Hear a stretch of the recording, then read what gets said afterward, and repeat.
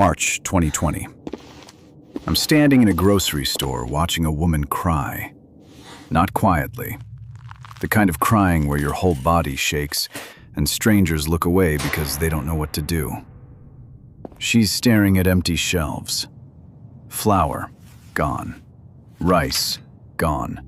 Pasta, stripped clean in 72 hours. 3 days from everything is fine to there is nothing left. Security guards at the entrance now, limits on purchases, and still nothing on the shelves. I didn't stay to watch. I walked out, drove 20 minutes to an Asian market in a neighborhood most people here have never visited.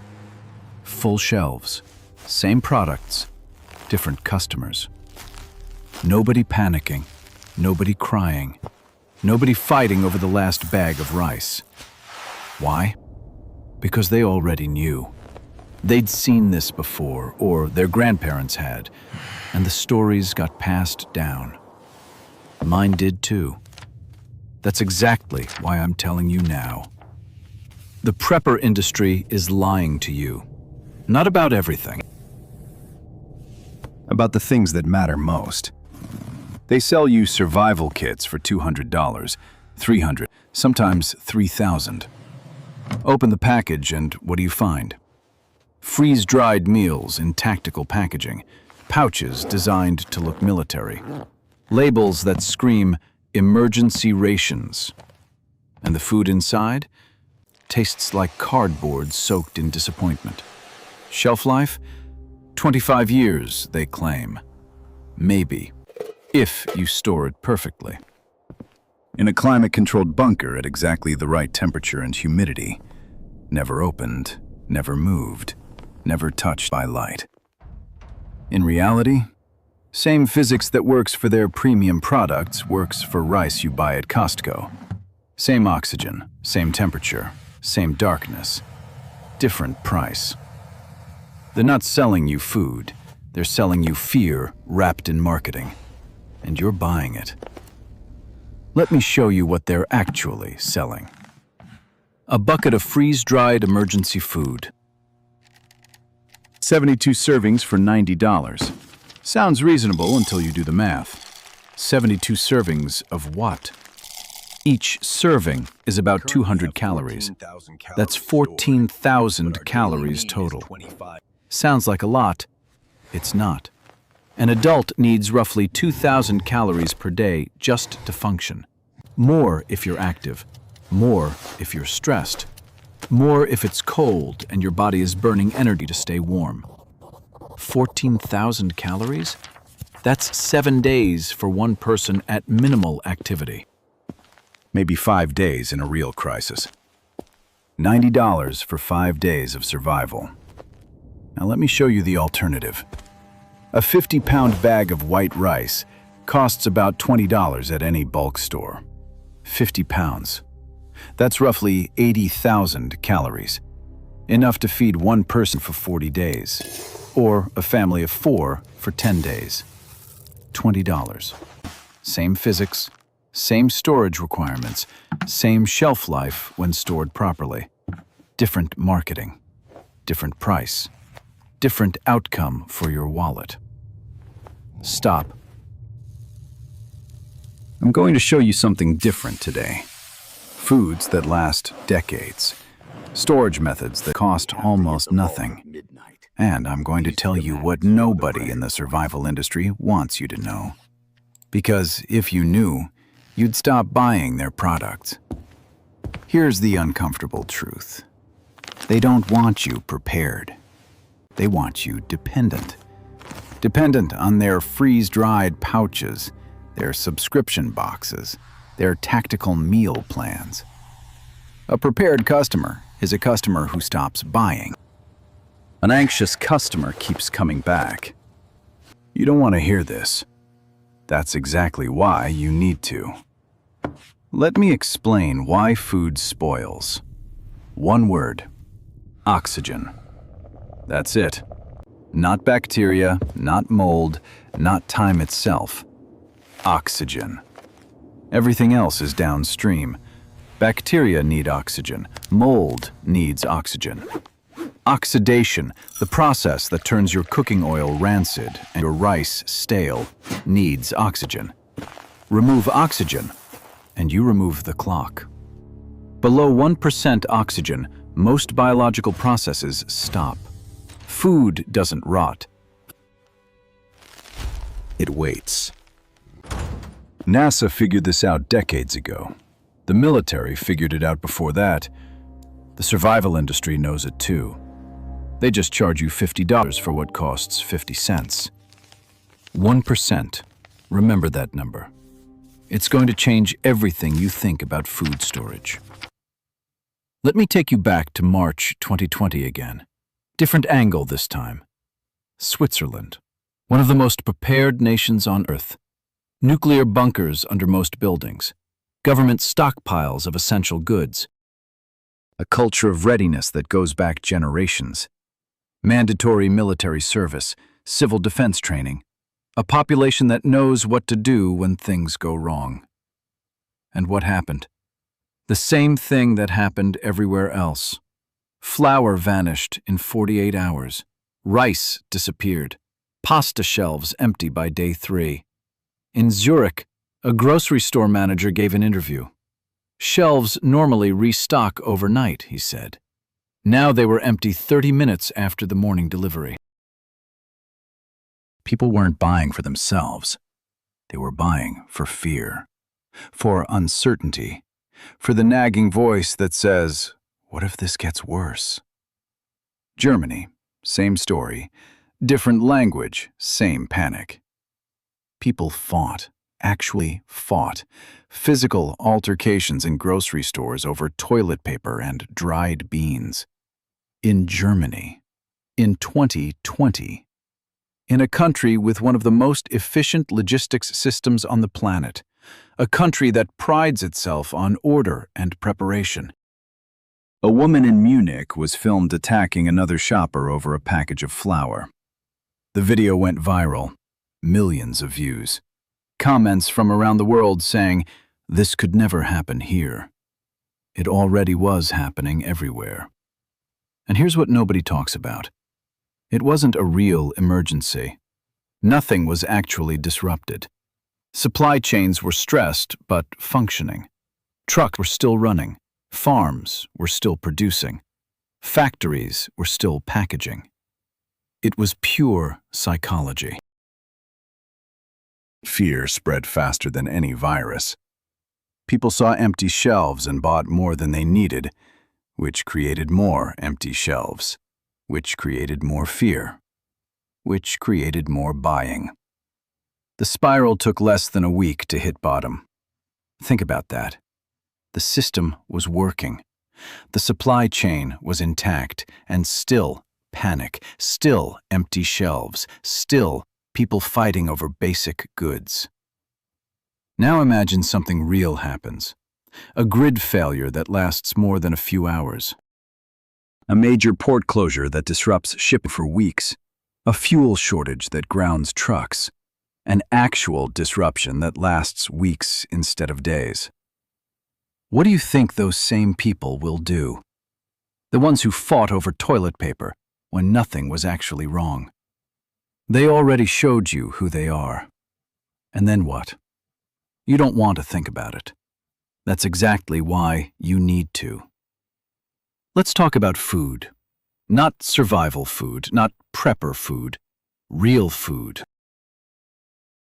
Food that humans have been storing for centuries before anyone invented freeze-drying or vacuum sealing or tactical packaging. Pemmican.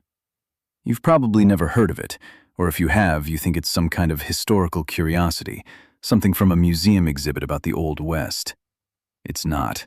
It's one of the most efficient survival foods ever created by humans. Native Americans made it for thousands of years, not as a specialty item, as a staple. As the food that got them through winters when hunting was impossible. As the food that fueled migrations across continents. As the food that explorers traded their best goods for because nothing else worked as well. Lewis and Clark carried pemmican. The voyageurs who opened the Canadian wilderness lived on it for months at a time. Arctic explorers like Vilhjalmur Stephenson ate almost nothing else for years and came back healthier than when they left. Not just survived, thrived. Here's what pemmican is. Dried meat, ground to powder, rendered fat, usually beef tallow or bison fat, sometimes dried berries for variety. Mixed together and compressed. That's it. No special equipment, no electricity, no fancy packaging. Nothing that requires industrial civilization to produce. Shelf life? Documented cases of pemmican lasting 50 years. Not in laboratory conditions, in real storage. Root cellars, wooden boxes, cloth wrapping, leather bags. 50 years. The reason is simple. No moisture, no oxygen exposure. Fat seals the meat from air. Drying removes water. Without water and oxygen, nothing grows, nothing rots. The food just exists, waiting, ready. You can make pemmican in your kitchen this weekend. Lean beef, the cheaper cuts work fine. Oven set low for drying or a cheap dehydrator. Blender for grinding. Rendered tallow from any butcher shop or make it yourself from beef fat. Total cost for a pound of survival food that lasts decades? Maybe $5. $6 if you add dried blueberries.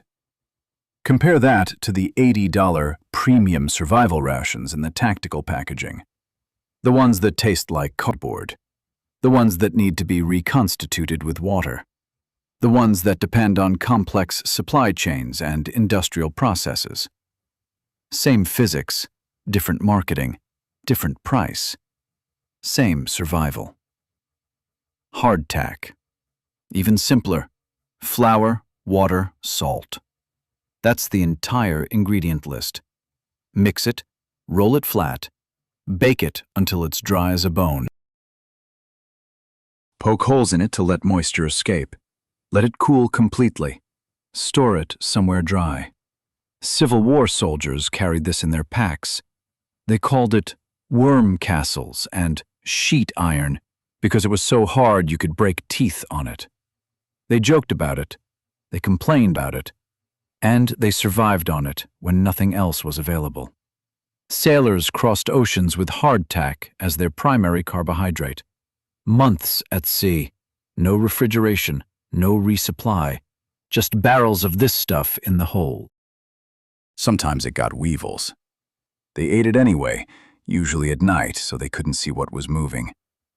Sound appetizing? It's not meant to be. It's calories that don't spoil. That's the entire point. Here's how you eat it. You don't bite into it like a cracker. You'll crack a tooth.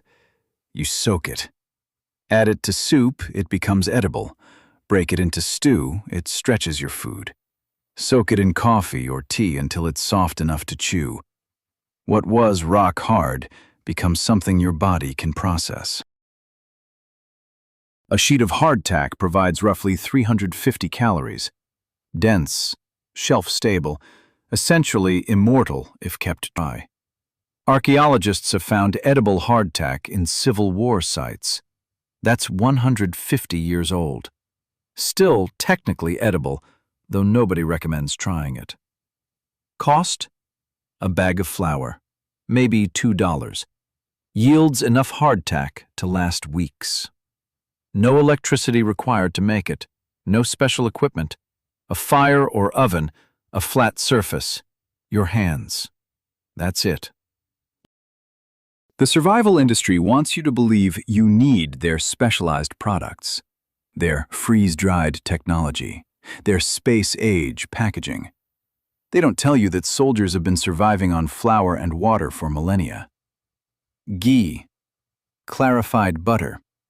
You remove the milk solids, you remove everything that can spoil. What's left is pure fat. Doesn't need refrigeration, lasts years at room temperature. Decades if you keep it sealed and cool. It's cooking oil, spread, and calorie-dense energy storage in one product. You can buy it, or make it yourself, from regular butter in about 20 minutes. Here's what kills ghee. Moisture. 1 drop of water in your ghee jar, and you've started a countdown to rancid. Bacteria love what you've created, a perfect growth medium of fat and moisture.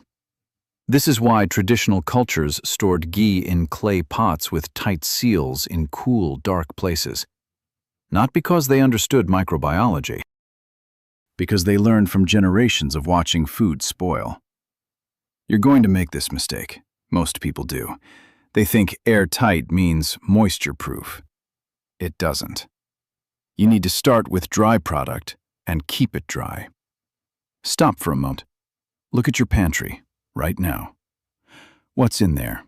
Probably rice, probably pasta, maybe some canned goods. How long would it last if the store shelves went empty tomorrow? 3 days? A week? What happens on day 8? Your neighbor knows what's in your pantry. Not exactly, but approximately. They've seen your grocery bags. They've heard your conversations. They know you're the kind of person who thinks ahead. Day 8, they're going to knock on your door. Not to borrow a cup of sugar. To ask if you can share what you have. What do you tell them? And then what? Their kids are hungry. Your kids are hungry. Everyone's hungry. What do you do? This isn't paranoia. This is math. Population density times supply chain disruption times time equals pressure. The pressure always finds the weak point. And the weak point is usually trust between neighbors who barely know each other. Let me give you more options. Foods you've never considered. Dried seaweed. Sounds strange if you didn't grow up with it, but here's the math. Extremely nutrient-dense. Iodine, minerals, vitamins that disappear from other foods when you process them. Stores essentially forever when kept dry. Lightweight. Takes up almost no space. You can find it at any Asian market for a few dollars a pack. Fish sauce. Most people in the West don't understand this product. It's fermented fish and salt. It smells terrible when you first open it, and it's almost indestructible. The fermentation process already happened. The bacteria that could spoil it are already dead. What's left is umami. Protein. Salt preservation that's been working for 2,000 years across Southeast Asia. A bottle of fish sauce can last years after opening. Decades if sealed. White rice. Not brown rice. This matters. Brown rice has oils in the bran layer. Oils oxidize. Oxidization means rancidity. Rancidity means your stockpile becomes inedible in 1 to 2 years, no matter how well you store it. White rice? The bran is removed. The oils are gone. Stored properly, white rice lasts 30 years, maybe longer. The Japanese have documented cases of rice stored for generations. You've probably heard that brown rice is healthier. It is. More fiber. More nutrients, more vitamins. It's also useless for long-term storage. This is the kind of mistake that kills your food supply. Choosing nutritional perfection over practical reality. When you're eating through a crisis, calories matter more than fiber content. Beans. Multiple varieties, not just one. Here's why. Different beans have different amino acid profiles. Combine beans with rice and you get complete protein. Your body can actually use what you're eating. One variety of beans gets boring after a week. After a month, you'll be craving variety so badly you'll make bad decisions. Bad decisions like trading away food you need for food you want. Stock variety. It's not luxury, it's psychology. The people who survive long-term situations aren't the ones with the most calories. They're the ones who can keep eating without losing their minds. Now, storage. This is where most preppers fail. They buy good food and store it wrong. Every mistake I'm about to show you, I've seen in real stockpiles. Real people, real failures, real money wasted, real families left vulnerable because someone didn't understand the basics. Glass jars. Your grandmother used them. Her grandmother used them before her. They work. They're airtight when sealed properly. They're cheap, often free if you save jars from products you already buy. They're reusable essentially forever. Glass doesn't absorb flavors or smells. It doesn't react with food. It doesn't leach chemicals. In many ways, glass is ideal. But glass breaks. One fall, one earthquake, one careless moment reaching for something on a high shelf. Everything inside is contaminated with shards. Everything outside is covered in whatever was stored inside. Glass is heavy, a significant concern if you ever need to move your supplies. Glass takes up space. You can't compress it, can't stack it efficiently without risking breakage. And glass lets light through. Light degrades food. Slowly, but constantly. Photons break down nutrients. They accelerate oxidation. They give energy to microorganisms. If you're using glass, you need to keep it in complete darkness. A closet, a basement, a box. Never on a shelf where sunlight hits it, not even through a window, not even for a few hours a day. That beautiful mason jar on your kitchen counter, full of rice, catching the morning light? It's degrading. Every day, a little bit at a time. PET plastic. The same plastic your soda bottles are made from.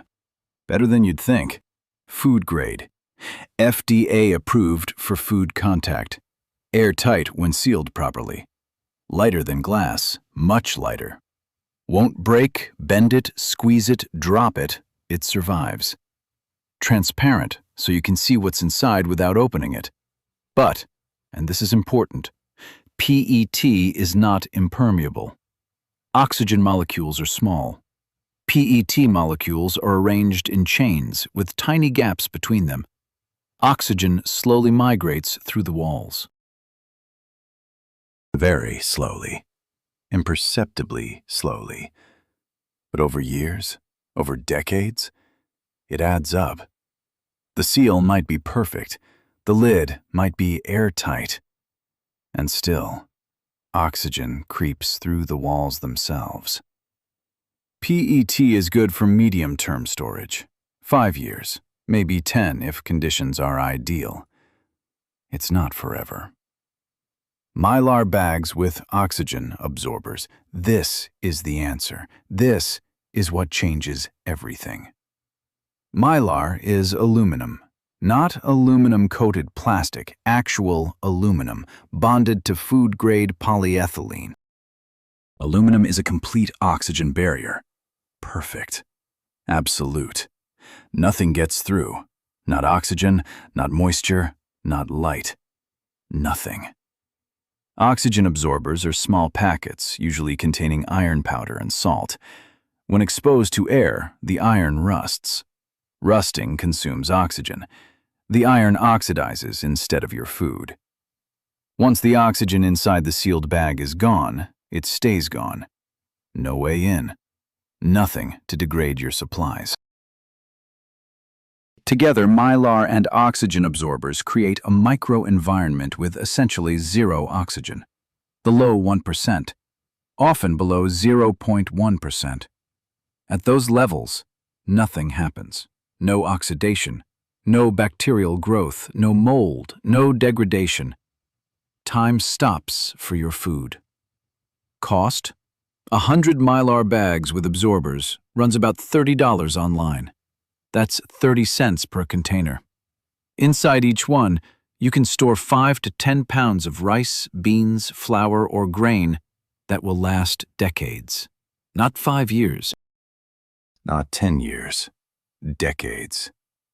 As long as the seal holds, as long as the bag isn't punctured, as long as nothing tears the aluminum, your food waits. Compare that to the prepper industry's prices, their premium storage solutions, their specially formulated containers. They're not selling you better storage. They're selling you convenience with a 500% markup, sometimes 1,000%. Here's the procedure. Simple enough that you can teach a child. Write it down. Do it exactly this way. Step 1. Pour dry food into Mylar bag. Leave 3 inches at the top for sealing. Don't overfill. Step 2. Drop in oxygen absorber. Use 1 300 cubic centimeter absorber per gallon of storage space. If in doubt, use more. Absorbers are cheap. Ruined food is expensive. Step 3. Squeeze out excess air. Press the bag, push air out the top. Get as much out as you can. Less air means less oxygen for the absorber to neutralize. Step 4. Seal with a hot iron. A regular clothes iron works perfectly. Set it to cotton or linen, high heat. Place the opening of the bag on a flat surface. Press the iron firmly across the opening. Move slowly. Count to 3 at each section. Step 5. Let cool. Don't test the seal while it's hot. You'll break it. Wait. If you did it right, the bag will pull tight within hours as the absorber removes oxygen. It should look slightly vacuum sealed, like the air was sucked out, because it was. The iron is consuming oxygen, creating a partial vacuum. If it doesn't pull tight after a day, you have a leak. Cut it open above the seal. Find the leak, usually a wrinkle in the seal or a pinhole. Reseal. This isn't hard. This is attention to detail. Let me tell you about the mistakes, ones that will destroy everything you've done right. Brown rice. Already mentioned it, mentioning it again because people keep making this mistake. The oils go rancid. Your entire supply becomes inedible. Doesn't matter how perfectly you sealed it. The oxidation is happening inside the grain itself. Moisture in ghee.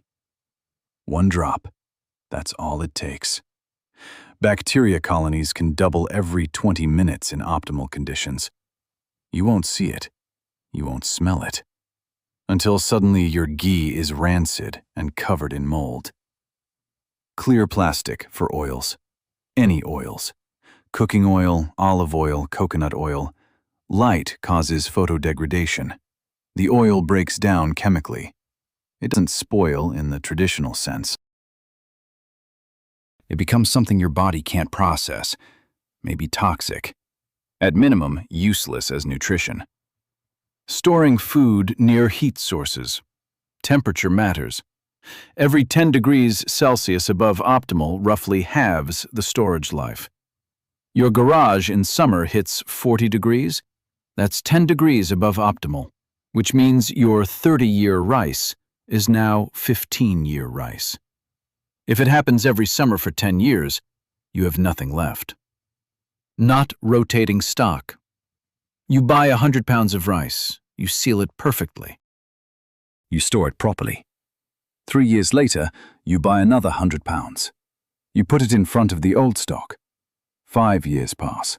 Now your oldest rice is 8 years in. Still edible. But the new rice is only 2 years in. Which one are you eating? The new stuff, because it's in front. The old stock keeps aging. This is how people end up with 20-year-old supplies they've never touched. Use the old stock. Put new stock in back. Rotate. Not labeling. You seal a bag of white rice. You seal a bag of white flour. You seal a bag of powdered milk. They all look identical in Mylar. Silver bags. no distinguishing features. 3 months later, you need flour. You cut open the wrong bag. Now you have an opened bag that needs to be used or resealed within days, and you still don't have flour. 6 months later, you can't remember when you sealed anything. Was this rice from last year or 3 years ago? Does it matter? Maybe, maybe not, but you don't know. Label everything. Date everything. Use a permanent marker directly on the mylar. Write the contents.